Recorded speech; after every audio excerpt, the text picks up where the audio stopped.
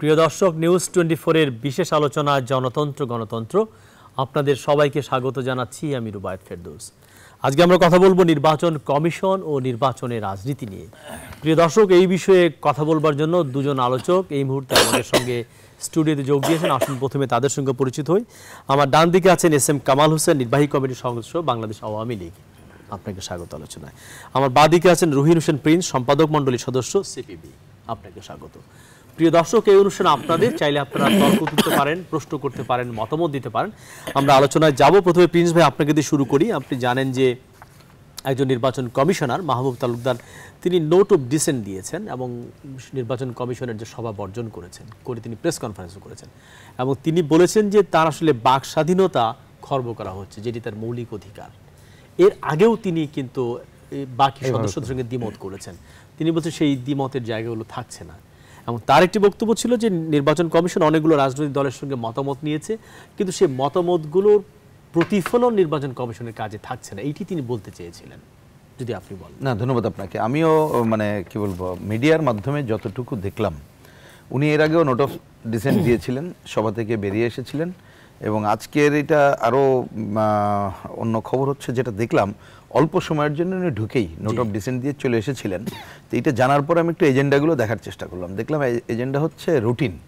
পরে যেটা জানা গেল, আপনি যেটা বললেন যে তিনি অনেকদিন ধরে নাকি চেষ্টা করছেন যে বিভিন্ন রাজনৈতিক দলগুলোর সাথে যেসব আলোচনা হয়েছে সে বিষয়ে আলোচনা হোক। তো এই কথাটা যদি পুরো আলোচনা তো প্রহসন হয়, আলোচনা মানে কি? কেবল আলোচনা। আমরা আমাদের সিবিবির পক্ষ থেকে, বামদের পক্ষ থেকে একাধিকবার কিন্তু অভিযোগ করছি এই নির্বাচন কমিশনকে বিরুদ্ধে যত অভিযোগ, তার মধ্যে একটা বড় অভিযোগ আমরা করি যে আমাদের সাথে ওনারা যে ডায়লগ করলেন, ডায়লগের পরেও আমরা দেখা করলাম, উনি সময় দিলেন, তারপরে যে কথাগুলো বললাম সেটা নিয়ে ওনাদের কোনো তাপ উত্তাপ নাই। তাহলে হলোটা কি? এইটা আমি তো বলি যে মাহবুব সাহেব সম্পাদক মণ্ডলীরও করেছেন যে আমাদের সঙ্গে মন্ত্রীরা দেখা করলেন, আলাপ করলেন, কিন্তু ডিজিটাল নিরাপত্তা আইন যেরকম সেরকমই পাস হয়ে গেল। ওটা তো আরো ডেঞ্জারাস। আমি অন্য অর্থ বলেছেন, তাহলে কি প্রহসন করলে? আমি ওটা একটু পরে আসি। আমার মনে হয় ওটা একটু 30 সেকেন্ড একটু বলবো। এইটা আমার কাছে মনে হয় এটা খুবই গুরুত্বপূর্ণ যে নির্বাচন কমিশন যাদের সাথে আলোচনা করলেন সেই আলোচনা নিয়ে নিজেরা কোনো আলোচনা একেবারেই করেন নাই। আজকে ওনার কথার মধ্য দিয়ে এটা আরো প্রকাশিত হলো বা করলো, অফিসিয়ালি করে নাই। সুতরাং আমি মনে করি যে নির্বাচন কমিশনের ওভারঅল যে কাজটা, এটা মোটেই গ্রহণযোগ্য না।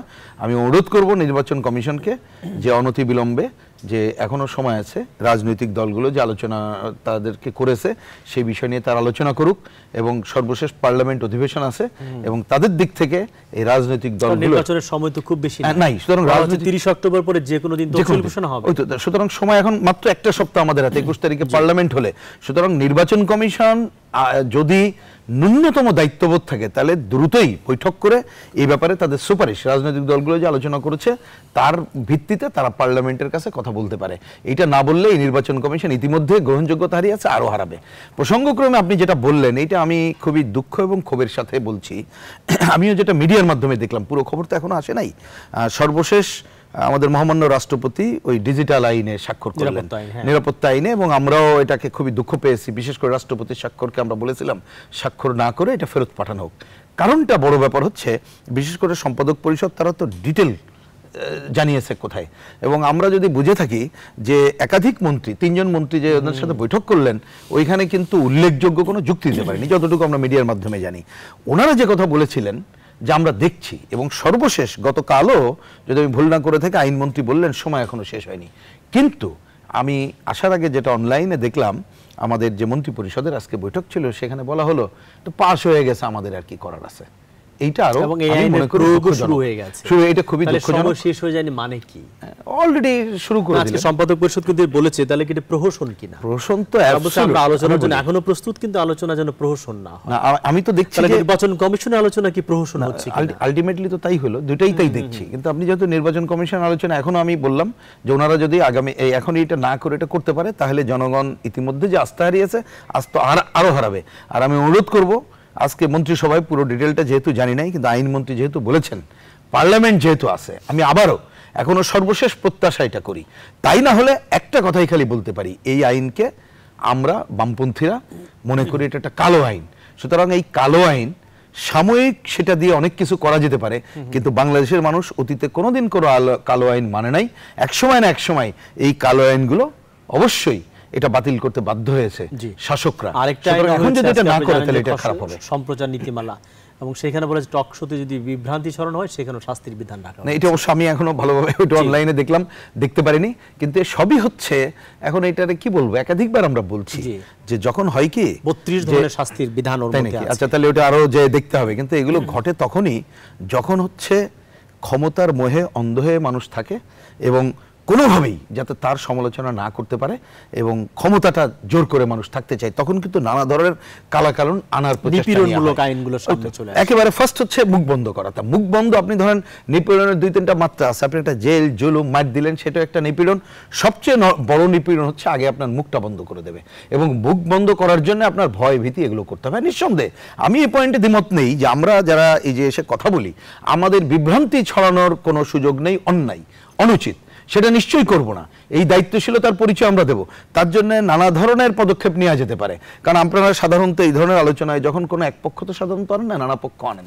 এক পক্ষ কিছু বললে আর এক পক্ষের কিন্তু বলার সুযোগ থাকে, এমনকি আপনাদেরও ব্যাখ্যা দেওয়ার সুযোগ থাকে, পরবর্তীতেও সুযোগ থাকে, check and balance হয়ে চেক অ্যান্ড যায় ব্যালেন্স আসলে, থাকে, হ্যাঁ, এটা হয়। সুতরাং চেক অ্যান্ড ব্যালেন্স যেখানে আছে, দরকার হলে চেক অ্যান্ড ব্যালেন্সের মাত্রা আরো বাড়ানো যেতে পারে, কিন্তু মুখ বন্ধ করে দেওয়া মোটেই সমাধান না। এটাও আবার ওই যে বললাম, এটা কালাকানুনেরই আর এক রূপ। এই রূপটার জন্য কিন্তু বাংলাদেশটা আমরা স্বাধীন করি নাই। স্বাধীন বাংলাদেশে এটা আমাদের কাছে একেবারে অপ্রত্যাশিত। কামাল ভাই যদি বলেন, প্রথমত নির্বাচন কমিশনার যিনি মাহবুব তালুকদারের নোট অফ ডিসেন্ট বেরিয়ে যাওয়া, তাতে ওভারঅল নির্বাচন কমিশনের প্রতি মানুষের আস্থাটা নষ্ট হবে কিনা? মাহবুব তালুকদার সাহেব হচ্ছেন এমন একজন ব্যক্তি যিনি ধরেন ডিজিটাল মানে ইভিএম পদ্ধতি নিয়ে উনি একটা মিটিং করে উনি বের হয়ে গেছিলেন। ইভিএম পদ্ধতি হচ্ছে মানে এটা নির্বাচন কমিশন সিদ্ধান্ত নিয়েছেন যে ইভিএম পদ্ধতি চালু করবেন। এখন উনি হচ্ছেন, আমরা যতদূর জানি, উনি বিএনপির মনোনয়ন মানে মনোনীত লোক। উনি বিএনপি যা যা বলেন এই এই উনি বাস্তবায়ন করতেছে, সেইটা বাস্তবায়ন বাকিরা কি আওয়ামী লীগের? তাহলে না, আওয়ামী লীগের না, তারা নির্বাচন কমিশন, বাকিরা যেটা সংবিধান আছে সংবিধানের আলোকে আওয়ামী লীগের এজেন্ট। আওয়ামী লীগ তো দাবি করছে ইভিএম দিতে হবে, ঠিক আছে, কিন্তু ইভিএম তো তারা বলছে না যে পুরো ইভিএম দিব, বলছে আমরা এবার প্রাথমিকভাবে ইভিএম পদ্ধতি চালু করতে পারি। কিন্তু নির্বাচন কমিশন নির্বাচনের সংবিধানের আলোকে তারা নির্বাচন কমিশন নির্বাচন চলবে। ইভিএম কেনার যে হিসাব দিয়েছে যে পার্শ্ববর্তী দেশের সঙ্গে আমাদের প্রায় 11 গুণ বেশি দাম দিয়ে কেনা হচ্ছে, যেটা 27,000 টাকা কেনা সম্ভব সেটা হচ্ছে 2.5 লক্ষ টাকা। 2.5 লক্ষ টাকার মতো, কোথায় 22,000, সেইটা ধরেন মানে একটা জিনিস 5 বছর টাকার একটা মৎস্য হবে না না না 5 বছর আগে যে জিনিসের দাম, এই গ্লাসটার দাম যে 5 এখনকার টাকা হিসাবে দিয়েছে তারা, পার্শ্ববর্তী দেশে কে কোথায় ইভিএম এর দাম কোথায় আর আমরা কত টাকা ধরেছি আমি ঠিক এটা জানি না। আজকে খবরের কাগজে আমি এটা যাই হোক, আপনি সব মিলিয়ে নির্বাচন কমিশনের প্রতি মানুষের গ্রহণযোগ্যতা আস্থা নেই এবং কতটা গুরুত্বপূর্ণ নির্বাচনের জন্য। আমি আপনার বলি, বাংলাদেশে যে কোনো 73-তে যখন বিশেষ ক্ষমতা আইন করা হয় তখন কিন্তু 75-এর পর থেকেই কালো আইন হিসেবে ছিল, কিন্তু কেউ কালো আইন বাতিল করে নাই। কালো আইন বলে আসছে কিন্তু কালো আইন বাতিল করে নাই। 28 বছর আওয়ামী লীগ ক্ষমতায় ছিল না, যারা ক্ষমতায় ছিল তারা কালো আইন বাতিল করে, নিজের স্বার্থে তারা ব্যবহার করে, নিজের সাথেই তারা ব্যবহার করছে। আজকে যে যা আইন হচ্ছে, এই যে আপনার এই আইনও যারা কালো আইন বলতেছে এরাও ক্ষমতা গেলে বাতিল করবে না, কিংবা আজকে যারা বানানো তারাও এই আইনের ফাঁদে পড়তে পারে। আমি যেটা মনে করি যে আপনারা যেটা বলেন যে সংবাদপত্রের কণ্ঠ চাপে, আজকে আমরা মিডিয়াতে যে কথাগুলো বলছি সরকারের বিরুদ্ধে বলছি না। হ্যাঁ, আপনি যেটা বলছেন যে কেউ যদি এমন কোনো কথা বলে, যেমন আপনি জাফরুল্লাহ সাহেব যে কথা বলেছেন, সেনাবাহিনীর প্রধান, দুঃখজনক সেনাবাহিনীর প্রধান, উনি একটা কথা বলে ভুল তথ্য দিয়েছেন এবং ভুল তথ্য দিয়েছেন, সেটা উনি আবার পরে স্বীকার করেছেন, উনি স্বীকার করেছেন। এই ধরনের কর্মকাণ্ড মাননীয় ওনার মতো একজন দায়িত্বশীল ব্যক্তি যদি এই ধরনের তথ্য জাতির সামনে হাজির করে, একদমই ঠিক হয়নি। একটা সংস্থার প্রধান কি, যেটা গুরুত্বপূর্ণ সংস্থা বাংলাদেশের জন্য, তাহলে এই ধরনের লোকের বিরুদ্ধে তো আইনের আওতায় আনলে তো এই আইনের দরকার। কিন্তু মাননীয় প্রধানমন্ত্রী বলছেন যে সংবাদপত্রের কর্মীদের বিরুদ্ধে এই আইনের কোনো অপপ্রয়োগ হবে না, উনি এটা নিশ্চয়তা দিয়েছেন।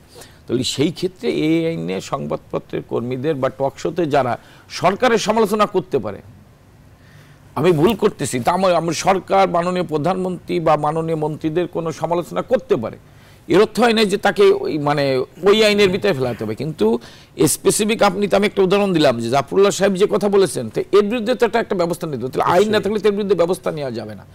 এই সমস্ত ক্ষেত্রে এই আইনের প্রয়োগ হবে আমি মনে করি। ধরেন আমি এই আইন সম্পর্কে কত ভালো জানি না, তারপর আমি মনে করি যে ইনাদের জন্য এই আইন প্রযোজ্য। জি, একজন দর্শক আমাদের সঙ্গে যোগ দিয়েছেন, আমরা তার প্রশ্নটি নিব। কে বলছেন, পরিচয় দিয়ে যদি আপনার প্রশ্নটি করেন। আসসালামু আলাইকুম, আমি মোহাম্মদ আরিফ হোসেন বলছি ময়মনসিংহ থেকে। বলুন। আমার কোশ্চেনটা হলো আপনাদের দুজন অতিথির কাছে। জি বলুন। জি আমার কোশ্চেনটা হলো, যদি এই বছর 2014 সালের মতো নির্বাচন না হয় আর বিএনপি যদি সহিংসতা করে, তাহলে এটার অপরাধ কি দুজনের না? আওয়ামী লীগ বিএনপি দুজনের হবে না এটা? কারণ যদি মানুষ মারা যায়, মানুষটা মারা গেল আওয়ামী লীগ যেহেতু সংবিধান চেঞ্জ করছে এই কারণে, ঠিক না? তাহলে তো অপরাধটা দুজনেই থাকবে। তো গভর্নমেন্টের তো উচিত যে সবার সাথে মিলেমিশে একটা ভালো নির্বাচন দেওয়া। জি অনেক ধন্যবাদ। যদি কামাল ভাই বলেন। আমরা চাই, বলছে দুই দলই দায়ী হবে না ঠিকই আছে, দুই দলই সংঘাত, দুইটা সংঘাত হলে না আশঙ্কা, না সংঘাত হলে তার যে সেতে সংঘাত হলে মানুষ তো দুই দলেরই দায়ী করবে। কিন্তু আমরা চাই বাংলাদেশ, আপনি মাননীয় প্রধানমন্ত্রী বলেছেন যে সবার অংশগ্রহণের মধ্যে দিয়ে একটি অংশগ্রহণমূলক নিরপেক্ষ সুষ্ঠু নির্বাচন হবে। এখানে নির্বাচন কমিশন একটি শিডিউল ঘোষণা করবে, রাজনৈতিক দলগুলো হচ্ছে নির্বাচনে অংশগ্রহণ করা। এখানে আমরা মনে করি যে বিএনপি নির্বাচনে অংশগ্রহণ করবে এবং একটা অংশগ্রহণমূলক নির্বাচন হবে বাংলাদেশে, এবং সুষ্ঠু নিরপেক্ষ হবে আমাদের বিশ্বাস। এটা মাননীয় প্রধানমন্ত্রী কথা দিয়েছেন। সেই ক্ষেত্রে এখন ধরেন এই নির্বাচনে অংশগ্রহণ না করে 14 ফেব্রুয়ারি 2014 সালের 5ই জানুয়ারি নির্বাচনের মতো বিএনপি যদি আবার নির্বাচন প্রতিরোধের নামে জ্বালা পোড়া অন্তঃসত্ত্বা, মহিলারে পেট্রোল বোমে হত্যা করলো, শিশুরে হত্যা করলো, স্কুল ছাত্রীকে হত্যা করলো, কলেজ ছাত্রীকে হত্যা করলো, একজন ভ্যান চালকের হত্যা করলো, বা একজন আপনার ট্রাক ড্রাইভারের ছেলেকে হত্যা, আগুন ধরিয়ে দিল, এই হত্যাকাণ্ড ধর নির্বাচনের দিনই তারা সেদিন 22 জন আইন শৃঙ্খলা রক্ষাকারী বাহিনীর লোককে হত্যা করেছিল। তা এইগুলো না করে তাদের উচিত নির্বাচনে আসা এবং শান্তিপূর্ণভাবে বাংলাদেশে নির্বাচন হবে। মানে ভোট ছাড়া, নির্বাচন ছাড়া তো ক্ষমতার পরিবর্তনের কোনো জায়গা নাই। আওয়ামী লীগের বিরুদ্ধে যদি আওয়ামী লীগ যদি কোনো অপকর্ম করে থাকে, আপনারা জনগণের কাছে যান আর বলতে পারেন যে মামলা হামলা গুম বিএনপি এটা বলতেছে। মামলা আমরা যারা পেট্রোল বোমা মারার কারণে যাদের নামে মামলা হচ্ছে তাদেরকে গ্রেপ্তার করা হচ্ছে। নির্বাচনে অংশগ্রহণের ঘোষণা দিলে তো তারা বলছে নির্বাচন প্রতিরোধ করব, এই দাবি মানতে হবে, নাহলে নির্বাচনে যাব না। তাহলে তারা 14-15 ফেব্রুয়ারির মতো 14 জানুয়ারির 14 সালে 5ই জানুয়ারি নির্বাচন প্রতিরোধের নামে সেই ঘটনাগুলো ঘটাতে চাচ্ছে। সেই ঘটনা ঘটাতে চাইলে তো প্রশাসন তাদের বিরুদ্ধে ব্যবস্থা নেবে। আর নির্বাচন যাইতে চাইলে তো কেউ যদি নির্বাচনের পক্ষে গণসংযোগ করে নির্বাচনে যাওয়ার উপলক্ষে, তাহলে তার প্রতি তো প্রশাসন কোনো হাত দেবে না। প্রিন্স ভাই যদি বলেন এই প্রশ্ন, মানে দর্শক বলতে চান যদি মানে ইনক্লুসিভ নির্বাচন না হয়, বিএনপি যদি না আসে, তাহলে আবার কি সংঘাত আশঙ্কা হবে? দায় কি দুই দলই নেবে? আমি একটু অনুমতি চাই 30 সেকেন্ড একটা ইনফরমেশন দিতে চাই, মানে দর্শকদের এবং আপনাকে। এই যে এখানে আমাদের আওয়ামী লীগের নেতা কামাল ভাই বললেন যে মাহবুব তালুকদার সম্পর্কে, যে অমুক দলের মনোনীত, হয়তো বা কথাটা ঠিক, কিন্তু কথাটা আমি তুললাম এই জন্য, আমাদের যখন মহামান্য রাষ্ট্রপতি সার্চ কমিটি করে দিলেন, তখন আপনি জানেন নিশ্চয়ই, আপনার মনে থাকার কথা, দর্শক সিপিবির একটা পজিশন ছিল, আমরা বলেছিলাম এইভাবে দলগুলোর কাছে নাম চাওয়া উচিত না, ওনারা মত বিনিময় করে নামগুলো নিতে পারেন, না হলে যখন একজন আপনি যদি নিরপেক্ষ কাউকে দেন, তখন তাকে কিন্তু দলবাজিতে ফেলে দেওয়া হবে। সুতরাং যার জন্য আপনিও কিন্তু সঙ্গত কারণে প্রশ্ন করলেন যে অন্য যারা আছে তারা এরকমের কিনা। সুতরাং আমি এই পয়েন্টটা খালি মনে করলাম, ভবিষ্যতে এই ব্যাপারে আমাদের সতর্ক থাকা উচিত। এবার দ্বিতীয় যেটা বললেন, আমি ওই ভাইয়ের স্পিরিটের সাথে শতভাগ এই অর্থে একমত যে একটা ঠিকই তো, ধরেন যারা ক্ষমতায় আছে তাদের একটা দায়িত্ব কি, যেই থাকুক ক্ষমতায়, যাতে একটা সুষ্ঠু নির্বাচন উপহার দেওয়া। কিন্তু এমন কতগুলো নিয়মকানুনের মধ্য দিয়ে সে সুষ্ঠু নির্বাচন দিতে পারছে না, আর কাউন্টারে ওই যে আগের বারের মতো 14 সালের মতো যে প্রধান প্রতিপক্ষ তারা পেট্রোল এবং অন্য রাজনীতি করছে। সুতরাং এই দুই পক্ষই দায় এড়াতে পারে না। এই অনুযায়ী আমি এই কথাকে ঠিকই মনে করি। প্রিয় দর্শক, এই মুহূর্তে আমাদের সঙ্গে যোগ দিয়েছেন হাবিবুর রহমান হাবিব, বিএনপির চেয়ারপারসনের উপদেষ্টা। আপনাকে স্বাগত জানাচ্ছি আলোচনায়। সেই সঙ্গে একজন দর্শকের ফোন আছে। প্রিয় দর্শক, পরিচয় যদি আপনার প্রশ্নটি করেন। কে বলছেন, কোত্থেকে বলছেন? আসসালামু আলাইকুম। ওয়ালাইকুম আসসালাম। আমার নাম বিপ্লব, ঠাকুরগাঁও বালিয়াডাঙ্গি থেকে। বলুন।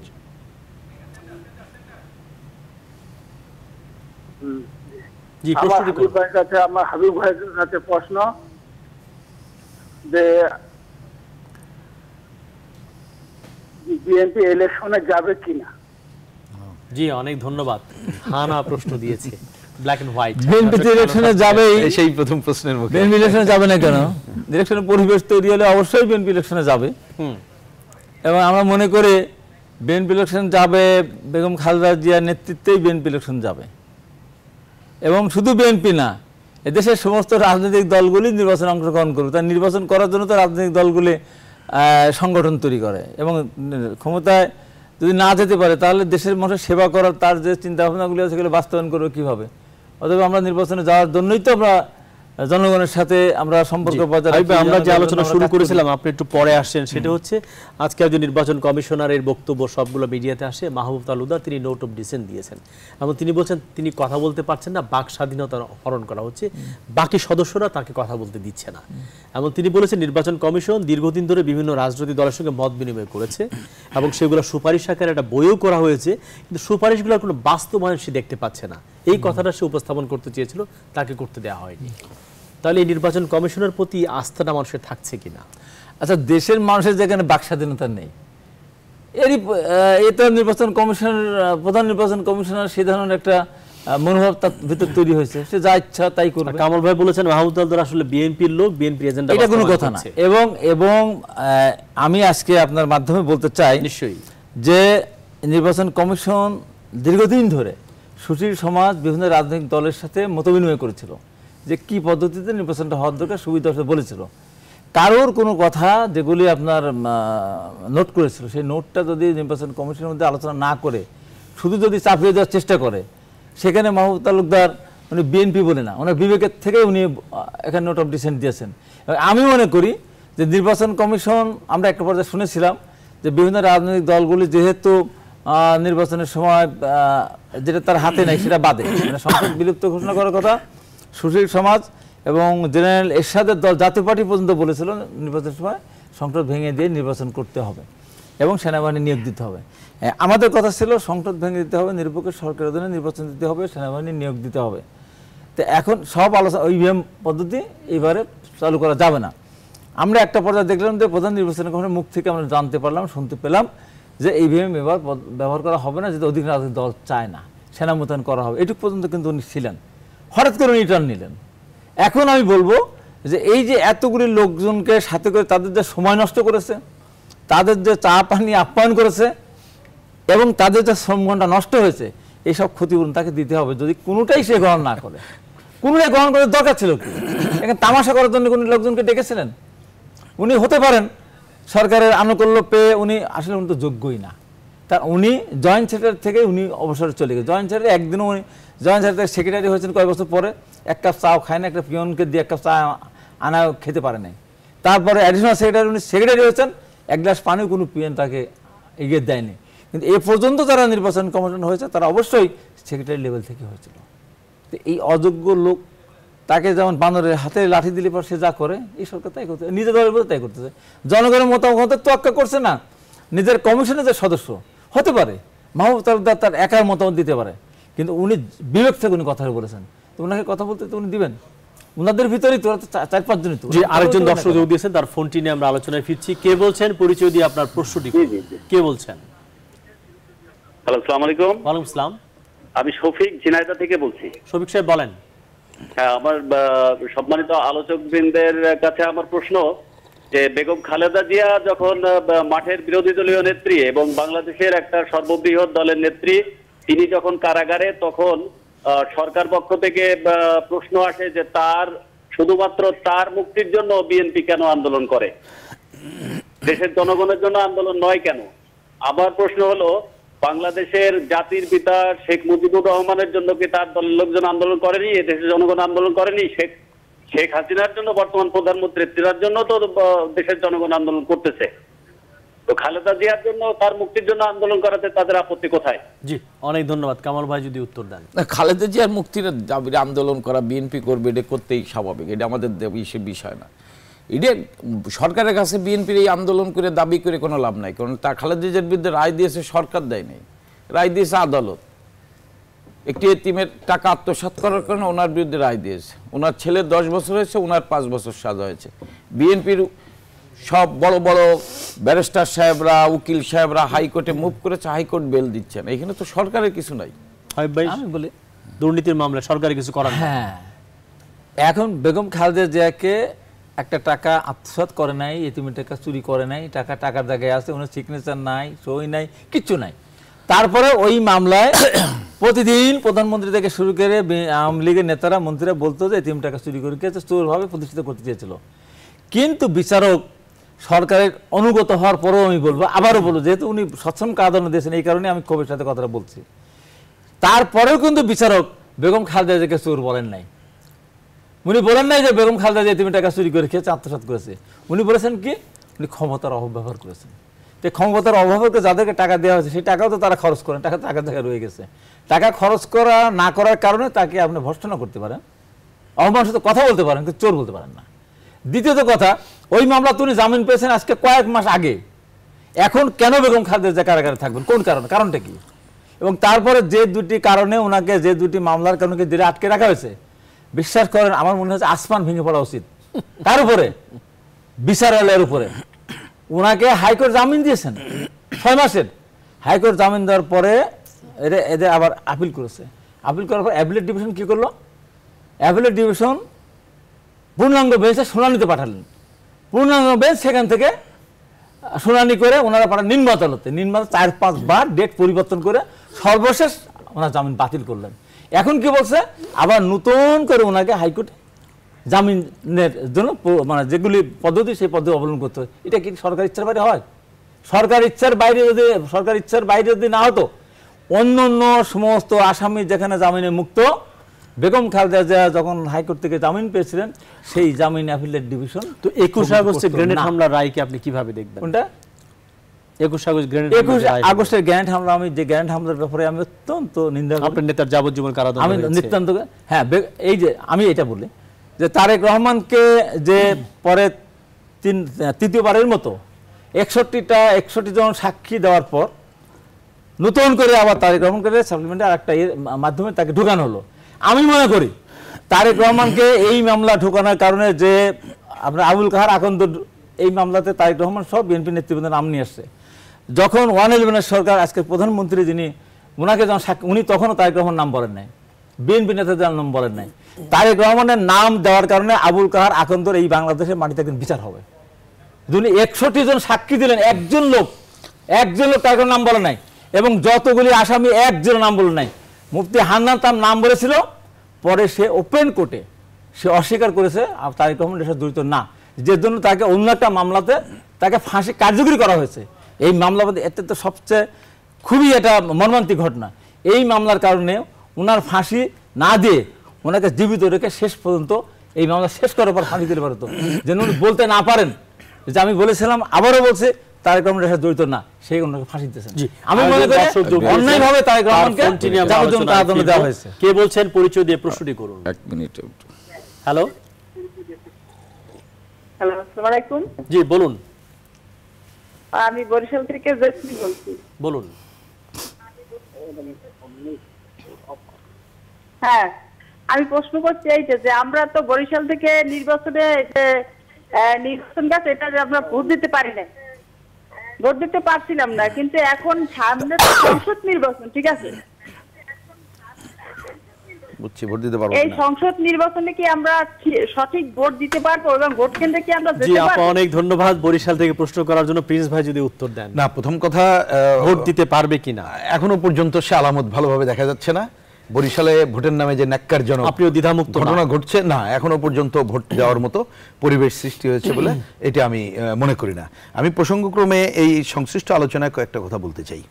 দেখুন, একটা হচ্ছে এইখানে নির্বাচন কমিশন, এটি নিয়ে আলোচনা হয়েছে। আমরা কিন্তু আমাদের আলোচনা এখন একটা পজিটিভ জায়গায় যাওয়ার জন্য লাস্ট যে পার্লামেন্ট সেশন, তার জন্য কতগুলো কথা আমাদের দিক থেকে বলার চেষ্টা করেছি। যদি এই জায়গাটা না হয় তাহলে কিন্তু এটা খুব খারাপ উদাহরণ বাংলাদেশের জন্য এটা হবে। 21 আগস্টের একটা ঘটনা সবচেয়ে বাংলাদেশের ইতিহাসে অন্যতম বর্বর এবং দুঃখজনক ঘটনা। এর দায় ওই সময় যারা ক্ষমতাসীন ছিল তারা এড়াতে পারে না। রাষ্ট্রীয় অনুকূল্য ছাড়া এত বড় ঘটনা ঘটতে পারে না, সেটা কিন্তু বিভিন্ন জায়গায় এটা দেখা গেছে। এবং আমি খালি এটা পুরনো আলোচনা, সুতরাং আমি অন্য একটা দিকে দৃষ্টি আকর্ষণ করতে চাই।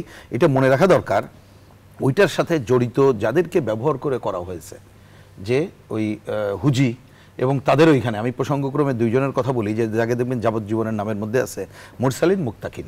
আমরা এটা জানি সিপিবির 2001 সালের 20 জানুয়ারি যে বোমা হামলা, আমি যতটুকু জানি তার আইও আমাদের সাথে কথা বলেছেন, এই দুইজন নয়াদিল্লির যে তিহার জেলে আছে তারা সম্ভবত 2006 সালে অ্যারেস্ট হয়েছে।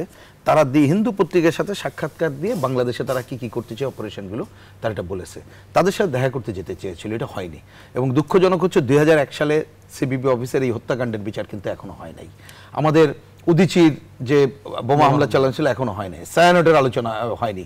আমরা আশা করব আজকে বিচার বিভাগ এইসব নিয়ে নানা কোশ্চেন, যেটা হচ্ছে বিচার বিভাগ নিয়ে কোশ্চেন তো কারোর কাম্য না, বিচার বিভাগ তার মতো চলবে, এটাই তো আমাদের উচিত।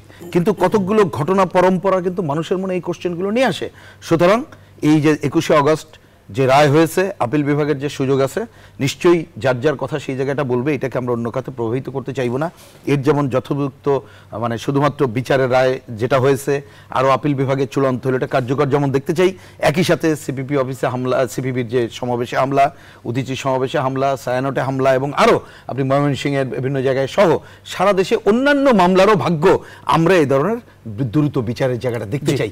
তাহলে বিচার বিভাগকে কিন্তু এত প্রশ্নের সামনে আসতে হবে। অনেকগুলো প্রশ্ন তুলেছেন হাবিব ভাই যে কথাটা বললেন যে 21 আগস্টের গ্রেনেড হামলা, মানে এত জঘন্য নিষ্ঠুর নির্মম হত্যাকাণ্ড, মাননীয় আজকের প্রধানমন্ত্রী সেদিনকের বিরোধী দলের নেত্রী জননেত্রী শেখ হাসিনাকে হত্যা করার উদ্দেশ্যে এই গ্রেনেডটা নিক্ষেপ করা হয়েছে। আপনি তাজউদ্দিন উপমন্ত্রী পিন্টুর ভাই, ঠিক, তাকে পাসপোর্ট করে পাকিস্তানে পাঠিয়ে দেওয়া হয়েছিল। আপনি দেখেন পত্রিকাগুলো দেখেন, ডিজিএফআর চিফ ছিলেন রুমি সাহেব, বেগম খালেদা জিয়া তখন প্রধানমন্ত্রী, জিজ্ঞাসা করতে গিয়েছেন তোমার এই ব্যাপারে খোঁজ নেওয়ার দরকার নেই, ধমক দিয়ে বাইর করে দিয়েছেন। আমি তো মনে করি যারা এই বিচার করেছেন বা এই তদন্ত করেছেন, খালেদা জিয়া এই মামলার আসামি হওয়া ছিল, সে তখন স্বরাষ্ট্রমন্ত্রীর দায়িত্বে, কারণ বাবর ছিল প্রতিমন্ত্রী। আমি যদি ওইটা ধরি তাহলে খালেদা জিয়ার এই বিচার হওয়া উচিত আবার নতুন করে। আর তারেক জিয়া, আপনি কয়েকদিন আগে আপনি সামাজিক যোগাযোগ মাধ্যমে দেখেছেন, ধরেন মুফতি আন্নান তো স্বীকার করেছেন যে আমরা এখানে বৈঠক করেছি, বৈঠক করার পর শেষ সিদ্ধান্ত মোতাবেক আমরা এখানে আসছি। আমরা যে কোনো হামলা করি তখন তারেক যে আমাদের নিশ্চয়তা দিয়েছেন যে তোমাদের কিছু হবে না, আপনারা হামলা করেন। আপনি সাদেক হোসেন খোকা জ্যাকসন হাইটে বসে একটি চায়ের দোকানে উনি সুস্পষ্টভাবে বলেছেন এবং সেটা এসেছেন সামাজিক যোগাযোগের মাধ্যমে যে তারেক যে হচ্ছে মাস্টার প্ল্যানার এই হত্যাকাণ্ডের। আমার ভাই প্রিন্স বলেছেন যে সরকারের পৃষ্ঠপোষকতা ছাড়া এই হত্যাকাণ্ড, এত বড় জঘন্য নিষ্ঠুর হত্যাকাণ্ড হতে পারে না। আপনি 75 সালের 15 আগস্ট যে শক্তি বঙ্গবন্ধুকে হত্যা করেছেন, আমি মনে করি সেই শক্তি, আপনি আওয়ামী লীগের অনেক ভুল ত্রুটি থাকতে পারে, কিন্তু মুক্তিযুদ্ধের পক্ষের শক্তির একমাত্র প্রতীক হচ্ছে শেখ হাসিনা। শেখ হাসিনা আসছে বলেই বাংলাদেশ মুক্তিযুদ্ধের চেতনায় ফিরে এসেছে, যার ফলে শেখ হাসিনাকে হত্যা করার উদ্দেশ্যে সেদিন তারেক রহমান এই ঘটনা ঘটিয়েছিলেন। মুজাহিদি তারেক রহমান, বাবর, হারেদ চৌধুরীরা মিলে এই ষড়যন্ত্র করে। এটা তো পত্রপত্রিকার, সেটা তো মানে ডিজিএফআর রুমির কথা এসেছেন যে খালেদা জিয়াও এটাকে সহযোগিতা করেছেন। আমি ভাই 2 মিনিট পরে আমরা বিরতিতে যাব। হ্যাঁ, রুমির যখন কথাবার্তা বলে তখন যারা এই রুমির কথা বল তারা ছিল সেখানে না, এটা তারা ছিল না। আপনার শোনেন, তারা ছিল না। আপনি যে ফালতু কথাটা কইলেন যে তারা ছিল, আমি কেন এখানে থাকবো? আমি কি খালেদা আপনার মতো দল করি? আবার কথার ভিতরে আমার কথা, আপনি এই কথাটা বলেন যে তারা ছিল। আপনার মতো একটা লোক, আপনি 21 আগস্টে সাফাই গাচ্ছেন, আপনি ঘৃণা করা উচিত। আমি 21 আগস্টে 21 আগস্ট জঘন্য হামলা করার আপনি সাফাই গাচ্ছেন। আমি বলি তো সবার সাথে আমাদের ডাকেন না তো,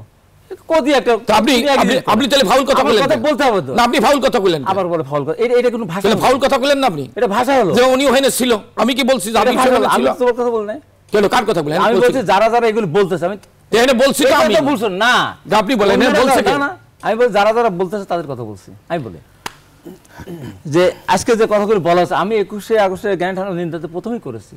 আমি জঘন্যভাবে নিন্দা করি এবং আমি মনে করি যারা এই ঘটনা জড়িত তাদের বিচার হওয়া উচিত, চূড়ান্ত বিচার হওয়া উচিত। আমি এখনো বলছি। আর উন্নয়নের প্রিন্স যে কথা বলে তার সাথে আমি দায়িত্বহীনভাবে আমি প্রতিবাদ করে বলতে চাই, তাহলে ওনাকে স্বীকার করতে হবে উদিচির ঘটনা সরকার পৃষ্ঠপোষকতা হয়েছিল যশোরে, আওয়ামী লীগের রাষ্ট্রীয় ক্ষমতা ছিল। ওনাকে স্বীকার করতে হবে ওই কমিউনিস্ট পার্টি ওই আলোচনাটা পরে হবে, আগে এটা করে নেন না, তারপরে আলোচনা করি। ওই যে আবার না, যেহেতু আমাকে বলেন আমাকে বলতে হবে তো ভাই। কথা বলেন না, কথা হইছে তো, আপনি যেহেতু ডাইরেক্ট আমাকে বলছেন বলতে তো হবে। আপনি যেহেতু বলেন এইভাবে বললে তো উত্তর এইভাবে দিতে হবে, এটা মনে রাখেন। অবশ্যই সেই আপনি উত্তর দিতে আমরা রাজি আছি। না, কোনো অসুবিধা নেই। হ্যাঁ, ঠিক আছে। তাহলে বলো তখন সেটা কি বলি শোনেন না। হ্যাঁ, অবশ্যই সেটা বলি। কি বললাম আমি জানি। বলি আওয়ামী লীগ যখন ক্ষমতায় ছিল তখন আমরা বটম মিলে ঘটনা ঘটেছে, বলেন সরকার চলতেছিল, বলেন বিটিআর ঘটনাটা সরকার চলতেছিল। ইতিহাস ভুলে যান। লাল দিঘির মধ্যে আমি আবারও বলছি যে 21 আগস্ট গ্যাংটানা অত্যন্ত নির্মম মর্মান্তিক। এদের আমি যেখানে আছি আমি তার বিচার চাই। আপনার একটা প্রশ্ন করি, জজ মিয়া নাটক হলো কি? জজ মিয়া কি হয়?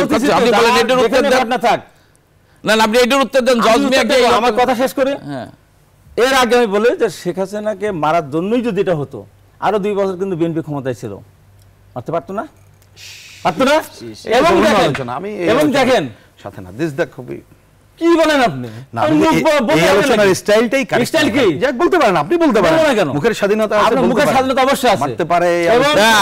আপনারা বলে শেখ হাসিনাকে মারা গেল তো অনেকবার চেষ্টা করেছেন হাবিব ভাই। তার আগে আমি বলি সাতক্ষীরা হামলা করেছেন, বরিশালে হামলা করেছেন। দিতে হবে তো, ইতিহাস জানতে হবে তো। ঠিক আছে।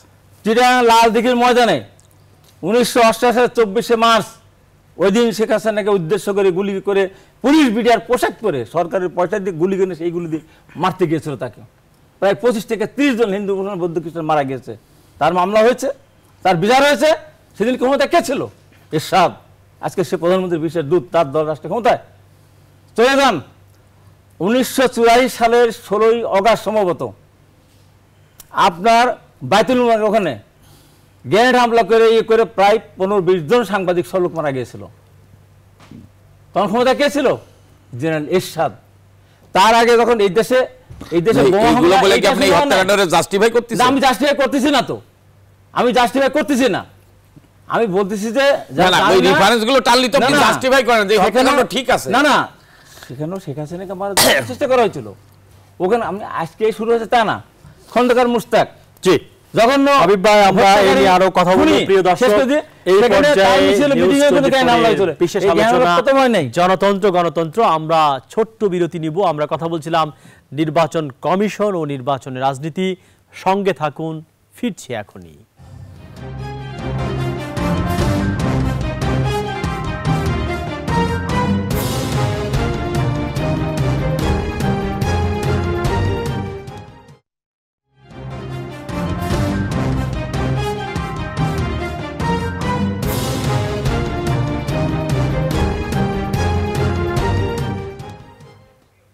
প্রিয় দর্শক, নিউজ 24 এর বিশেষ আলোচনা জনতন্ত্র গণতন্ত্রে আপনাদের আরেকবার স্বাগত জানাচ্ছি। আমি রুবায়েত ফেরদৌস। আমরা কথা বলছিলাম নির্বাচন কমিশন ও নির্বাচনের রাজনীতি নিয়ে। বিরতির আগে খানিকটা কথা আমরা বলেছি। বিরতির পরে যদি আমরা হাবিব ভাই এই আলোচনায় আসি যে একটা ইনক্লুসিভ নির্বাচন সবাই আসলে আশা করছে। এখন ঐক্য ফ্রন্ট হচ্ছে, এর আগে যুক্ত ফ্রন্ট ছিল, বিএনপির জোট আছে, আওয়ামী লীগের জোট আছে, সব মিলিয়ে আপনি কেমন দেখছেন? একটা বাম জোট আছে, সবাই কিন্তু নির্বাচনের কথাই বলছে আসলে। তো কতটা সুষ্ঠু গ্রহণযোগ্য নির্বাচন হয় বলে মনে করেন? এখানে আমি খুব পরিষ্কার করে বলি, একদম ঝেড়ে গেছে বলেন আপনি। একদম ঝেড়ে গেছে যে কথাটি, জি, এই নির্বাচন সুষ্ঠু হওয়ার একমাত্র রাস্তা, একমাত্র সঠিক পথ, সেটা সংসদীয় গণতন্ত্রের রীতিনীতি আদর্শ চরিত্র বৈশিষ্ট্য সংসদটা বিলুপ্ত করতে হবে। সরকার মন্ত্রিপরিষদ ভেঙে দিতে হবে, তারপর সংক্ষিপ্ত একটা মন্ত্রিসভা করতে হবে। সংসদীয় গণতন্ত্রে যারাই ক্ষমতা থাকে তারাই মন্ত্রিপরিষদ গঠন করে নির্বাচনের সময়। কিন্তু বাংলাদেশের বর্তমান যে সংসদ, এই সংসদটা অনেক বিতর্কিত। সেই কারণে নিরপেক্ষ ব্যক্তিদের দ্বারা যদি সরকার গঠন হয় তাহলে নির্বাচনটা সেটা কি কোনো আলামত আছে? না, আলামত সময় তো বেশি না, না সময় বেশি লাগে না তো। আলামত যে কোনো সময় হতে পারে। কিভাবে হবে আলামত? যে কোনো সময় হতে পারে না। সংসদীয় গণতন্ত্রের সরকার বলছে আলোচনার সুযোগ নাই। আসন ছাড়া সরকার বলছে আর আলোচনার সুযোগ নেই। আসন যদি শূন্য না থাকে আপনি সেখানে নির্বাচন করবেন কি করে? আপনার আসন শূন্য না, আপনি নির্বাচন করুন কিভাবে? আইনের ব্যাখ্যা আপনি আসেন শূন্য আসন তো নির্বাচন হয়, একজন মরে যাওয়ার সঙ্গে সঙ্গে নির্বাচন করবেন, ডেট ঘোষণা করে। অসুস্থ বিছানা পড়ে গড়াগড়ি খায় 3 বছর ধরে, সেখানে তো অক্ষম বোধ, সেখানে তো নির্বাচন তাই ঘোষণা করে না, মানে নির্বাচন তফসিল ঘোষণা করে না। তো সংসদ যদি আপনার থেকে যায় তাহলে আপনি নির্বাচনটা করবেন কোথায়? প্রথম কথা। দ্বিতীয় কথা, যে সবার ভিতরে যদি আকাঙ্ক্ষা থেকে থাকে, আপনি বলেন আওয়ামী ঘরানা যারা আছেন এর সাথে কিন্তু আপনার নির্বাচন কমিশন গিয়েছিলেন, তখন কিন্তু বলে এসেছিলেন যে সংসদ বিরুদ্ধ ঘোষণা নির্বাচন করতে হবে, বলছেন না? যত সুশীল সমাজ গিয়েছে, যতগুলি রাজনৈতিক দল গিয়েছে, প্রত্যেকে একই কথা বলেছে। শুধু বলে না সরকার, এবং সরকার আজকে যেভাবে উন্নয়নের কথা যারা বলছে, যেভাবে বলে, যে তাদের তো সরকারের তার আগ্রহ প্রকাশ করা উচিত। ঠিক আছে, সংসদ বিলুপ্ত ঘোষণা করলাম, বিএনপি তো বলছে না যে আমাদেরকে দিয়ে সরকার গঠন করো, একদম নিরপেক্ষ ব্যক্তির সরকার গঠন দেখুক না কেন। আওয়ামী লীগের এত তাদের প্রবৃদ্ধি, এত উন্নয়ন, এত পদ্মা সেতু, এত আপনার কি বলে বাউন্ডারি, ল্যান্ড বাউন্ডারি, এত সমুদ্র বিজয়, সব কিছুই তো করছে। এত কিছুর পরে একটা সুষ্ঠু নির্বাচন, যে নির্বাচন যার ভোট সে দিতে পারবে। আজকে আপনি দেখেন বাংলাদেশে 3 কোটির উপরে ভোটার আছে, আপনার নতুন ভোটার, যারা 2008 সালে ভোটার হয়েছে তারা কিন্তু 14 সালে ভোট দিতে পারে নাই। আপনি তাদের ধরে ধরে জিজ্ঞাসা করেন, 99% মানে নিরপেক্ষ যারা 99% বলবে দলীয় সরকারের অধীনে নির্বাচন হলে আমরা নির্বাচন যেতে পারবো না, নির্বাচন আমরা ভোট দিতে পারবো না। জি, তো সেখানে সংসদ বিলুপ্ত ঘোষণা না করে যে নির্বাচনটা, ওই নির্বাচন সুষ্ঠু হবে না, ওই নির্বাচন গ্রহণযোগ্য হবে। বামফ্রন্টের বক্তব্য কি নির্বাচন নিয়ে? আমি যদি মনে করি যে সরকার যদি আন্তরিক হয়, তাহলে এখন অন্তত পক্ষে সময় এখনো আছে। পার্লামেন্ট সেশন একটা হচ্ছে, সংসদ ভাঙতে হবে, এটা নিয়ে কোনো দ্বিধাদ্বন্দ্ব নেই, কারণ সংসদ বল রেখে কোনো লেভেল প্লেইং ফিল্ড হবে না এবং এটা করা যাবে না। লেভেল প্লেইং ফিল্ডটা ওনাদের শব্দ, এটা ব্যবহার করলাম। 2 নম্বর হচ্ছে, দেখেন এই সরকারের পক্ষ থেকে একটা কথা বলা হয় নির্বাচনকালীন সরকার, আমরা শুনি যে আয়তনটা ছোট করা হবে। হ্যাঁ, কিন্তু আপনি দেখবেন যে অ্যাকচুয়ালি তো এটা সংবিধানে নাই, এটা সত্য কথা। যার জন্য আমরা সিপিবির পক্ষ থেকে কথাটা বারবার বলে আসছি, 126 নম্বর অনুচ্ছেদের সাথে যে নির্বাচন হবে নির্বাচন কমিশন আন্ডারে, তখন এই ধরনের একটা নির্বাচনকালীন সরকার হবে যে রুটিন কাজ করবে। এইটা সংযোজন করা হোক, এখনো সময় আছে, এইবারের এই সংসদে এই কাজটা করা হোক। আর এই নির্বাচন কমিশন তফসিল ঘোষণার আগেই করতে হবে, অবশ্যই অবশ্যই। যার জন্য আমি বলছি পার্লামেন্ট সেশন আছে, এই সেশন তফসিল ঘোষণার আগে যদি এই কাজটা করে তাহলে এটা সম্ভব। আর হচ্ছে নির্বাচন কমিশন পুনর্গঠনের কাজ, এটা হচ্ছে জেনারেল ডিমান্ড। এখন যদি বলেন এখন আলামত দেখছি না, কিন্তু আমি জনতার উদ্দেশ্যে বলতে চাই, যদি পাবলিক এই ডিমান্ডে আমরা নামাইতে পারতাম তাহলে মানতে বাধ্য হতো। আমি আপনাদেরকে বলতে চাই, বামজোটের কথা যেহেতু বললেন, আমরা গতকাল এটা নিয়ে সংসদ সচিবালয়ের মুখে বিক্ষোভ করেছি, তার আগে কি বলে নির্বাচন কমিশনের মুখে বিক্ষোভ করেছি, কর্মসূচির মধ্যে আছি। আগামী 23 তারিখে একটা নিরীহ কর্মসূচি দিয়েছি আমরা এইসব দাবিতে। এর বাইরেও নির্বাচন সংস্কার আরো অনেক দাবি আছে, আমি সেগুলো এখন আর প্রাইম করছি না। সেই দাবিতে আমরা প্রেস ক্লাবের সামনে 11টা থেকে 3টা পর্যন্ত গণ অবস্থানের আহ্বান জানিয়েছি। ধরেন যদি হাজার হাজার মানুষ, লক্ষ মানুষ ওই গণ অবস্থানে শরিক হয়, হবে কিনা জানি না, বলছি আমি যে তাহলে দাবি আদায়ের পথ কি হয়, সরকারকে মানতে হবে। ওইখানে যদি এরকম হাজার হাজার মানুষ আসে, সেটা একটা পথ আছে।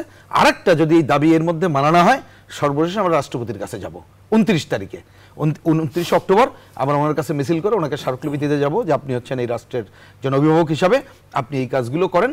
কারণ মানুষ ওই যে দেখেন বরিশাল থেকে ওইটা বললো যে আসলে ভোট দিতে চায়, স্বাভাবিক। আমি এখানে যখন একটা উবারের গাড়িতে আসছিলাম, ড্রাইভার সাহেব দীর্ঘক্ষণ ধরে সে জোরের সাথে বলছে, স্যার এইটা আমার অধিকার, এটা দিতে পারেন, এটা দিতে চাই, আমরা 4 জন ভোটার দিতে চাই, এই অধিকার আমাদের, এই অধিকারটা আপনারা আমাদেরকে ফিরিয়ে দেন। তাহলে এই অধিকার ফেরানোর দায়িত্ব যদি সরকার না পারে, জনগণ মাঠে নামলে অবশ্যই বাধ্য হবে সরকার এটা। ভোটের অধিকার ফিরিয়ে দিতে হবে। মাননীয় প্রধানমন্ত্রী রাষ্ট্রীয় ক্ষমতা আসার পর যতগুলো নির্বাচন হয়েছে, জনগণ ভোট কেন্দ্রে গেছে, ভোট দিছে।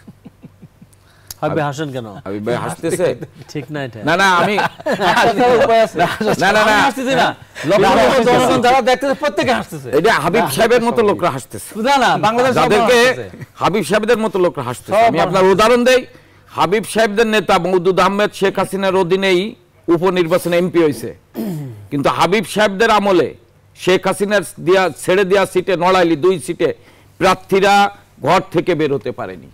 আরে তখন তো নির্বাচিত সরকার, আমি বলেন কিসের নির্বাচিত সরকার ছিল? আওয়ামী লীগ না, হ্যাঁ 2008 সালে নির্বাচিত সরকার ছিল, 2001 সালের পরে বিএনপি সময়, কারেক্ট, 2001 সালে বিএনপি ক্ষমতায় ছিল। সেই নড়াইল নির্বাচনে 2 সিটে আওয়ামী লীগের প্রার্থী ছিল, ঘর থেকে বের হতে পারে নাই। আপনারা মুফতি সাইয়েদ কি যেন শহীদ আর ওই পাশে ধীরেন শাহ, এই 2 জন নমিনেশন পাইছিল। আপনি ওই যে জিজ্ঞেস আপনার মনে নাই হয়তো। আচ্ছা আসেন, হবিগঞ্জে আমাদের সিট হেরে গিয়ে মারা গিয়েছিলেন দেওয়ান ফরিদ গাজী। উনি মারা যাওয়ার পর ওই নির্বাচনে 2014 এর আগের ঘটনা, বিএনপি একের কথা বলতেছে। আমি না না, ওইটা 2014 এর কথা আমি বলে নাই আগে। এবং 2014 এই 14 পরে তো খুলনা নির্বাচনে 1,09,000 বিএনপি, এটা কি বুতে এসে ভোট দিয়ে গেছে বিএনপি ধানের ভোট পাইতে 2 লাখ পাইছে, হ্যাঁ 2 লাখ পাইতো। সেখানে শেখ হাসিনার পক্ষে 66% লোক আর চোর বাটপাড়ের পাশে থাকবে লোক আর কি। যে দলের নেত্রী হচ্ছে, যে দলের নেত্রী হচ্ছে এটিমের টাকা মারছে, যে দলের নেতা, হ্যাঁ যে দলের নেতা তারেক রহমান করার পরে একটা 21 গ্রেনেড হামলার মামলার সাজাপ্রাপ্ত 14 বছর যাবত আমরা তার ফাঁসি দাবি করছি, যে তারেক রহমান এই দেশ থেকে 225 কোটি টাকা আমার কাছে লেখা আছে। সব টাকা দিয়ে দিলাম, 25 কোটি টাকা বিদেশে পাচার সব দিয়ে দিলাম। দেবেন কারে আপনি? দিয়ে দিলাম। আইছে তো আমি তো গভর্নমেন্ট দিয়ে আনছে, দিলাম। গভর্নমেন্ট আপনার দেওয়ার ক্ষমতা আছে আমি তো নাকি? দিয়ে দিলাম। আপনার দেওয়ার ক্ষমতা আছে, আমার টাকা থাকলে আমি দিতে পারি, আপনার দেওয়ার আমি ক্ষমতা লিখিত নেই। দিচ্ছি, চেক হ্যাঁ, দিচ্ছি। আইনে দেন না। সেই দেশে কি ক্ষমতাধর হ্যাঁ, বুঝতে পারছেন? সে আমরা সব হাবিব টাকা সাহেব দেবো। সবসময় মেনে নেন ক্ষমতাধর, হাবিব সাহেব সবসময় ক্ষমতাধর সাথে সাথে থাকে। কই ক্ষমতার হ্যাঁ, সাথে থেকে? হ্যাঁ, আমি সবসময় বিরোধী দল। মানে সবসময় ক্ষমতাধর পাশে পাশে থাকে। এই আবার কথা আমি বল। যেটা বলতেছি যে শেখ হাসিনার অধীনেই, হ্যাঁ, যে ওই যে বরিশালে যেটা বলে, বরিশালে কিছু দুর্ঘটনা ঘটছে, সেখানে ভোট কেন্দ্র বন্ধ হয়েছে। যদি বরিশালে এই দুর্ঘটনা, তাহলে ভোট কেন্দ্র তো বন্ধ হইতো না। খুলনায় 3টে ভোট কেন্দ্র বন্ধ হয়েছে, সরোয়ার খুলনায় 3টে ভোট কেন্দ্র বন্ধ হয়েছে। এখন হাবিব সাহেব যদি জনগণ ওনাদের সাথে থাকে, এখন জনগণ ওনারা মনে করে জনগণ ওনাদের সাথে, সুশীল সমাজ, এখন জাফর চৌধুরীর মতো সুশীল সমাজ যদি ওনাদের সাথে থাকে, আমাদের কোনো আপত্তি নাই। কিন্তু নির্বাচন হবে এই নির্বাচন কমিশনের অধীনে, সংবিধানে যা আছে তার আলোকেই নির্বাচন হবে। এবং নির্বাচনের সময় মাননীয় প্রধানমন্ত্রী থাকবেন, হয়তো মন্ত্রী পরিষদ ছোট হতে পারে, এর অধীনেই নির্বাচন। এবং নির্বাচন সকল দলের অংশগ্রহণের মধ্যে দিয়ে সুষ্ঠু নিরপেক্ষ নির্বাচন। আমি এক সেকেন্ড তিনজনকে ধন্যবাদ। আর সময় নেই আমাদের। লোকের কথা শুনে বলি, 30 সেকেন্ড। ডক্টর জাফরুল্লাহ চৌধুরী, তার মতো লোক যদি বাংলাদেশে কয়েকটা থাকতো, আমি তার অফিসে গেছিলাম, আমি জানি না, গণস্বাস্থ্য আপনি যাবেন, একটা কাঠের টেবিল, কাঠের চেয়ারে বসে, মানে এসি অভিনয়, উনি একটা কথা বলেছেন, উনি কি এগুলো নাটক, ডাক্তার জাফরুল্লাহ কাঠের চেয়ারে বসে, হ্যাঁ, বাংলাদেশের চৌধুরী একজন বীর মুক্তিযোদ্ধা, যার বিরুদ্ধে আমি নিজে দেখলাম যে বাংলাদেশে কি আমরা তর্ক বিতর্ক করতে পারি, যেহেতু আপনি নির্বাচনটা এজেন্ডা করেছেন, জাফরুল্লাহ সাহেব যে কথা বলেছে দিতে পারে সেই ব্যবস্থা আমরা সবাই জাফরুল্লাহ সাহেব একটা সংস্থার প্রধান সম্পর্কে যে কথা বললে গায়ে জ্বর আসে নাকি? ভোটের কথা বললে তিনজনকে ধন্যবাদ আসবার জন্য, কথা বলবার জন্য। প্রিয় দর্শক, সঙ্গে থাকার জন্য ধন্যবাদ। জনতন্ত্র গণতন্ত্রে আরো বেশি বেশি করে প্রশ্ন করুন, মতামত দিন, তর্ক তুলুন। কারণ আমরা মনে করি তর্কহীন আর প্রশ্নহীন সমাজ মানে মৃত সমাজ। ভুলে গেলে ভুল হবে যে গণতন্ত্র কেবল সরকার ব্যবস্থা নয়, গণতন্ত্র একটি মূল্যবোধ, একটি দৃষ্টিভঙ্গি, একটি জীবন ব্যবস্থা। গণতন্ত্র মানে মত, দ্বিমত, ভিন্ন মত। আমরা প্রত্যাশা করি গণতন্ত্র হোক ভিন্ন মতের, জনতন্ত্র হোক পরমত সহিষ্ণুতার, অন্যের মতামত গ্রহণের যে সাংস্কৃতিক যোগ্যতা সম্পন্ন সমাজ। প্রিয় দর্শক, আপনাদেরকে সাথে নিয়ে জনতন্ত্র গণতন্ত্র তেমনি এটি সমাজ নির্মাণে প্রত্যাশী। অনুষ্ঠান সম্পর্কে আপনার মতামত দিন এবং এর পুনঃপ্রচার দেখুন আজ রাত 2টোয়। ভালো থাকুন, নিরাপদে থাকুন এবং নিউজ 24-এর সঙ্গেই থাকুন।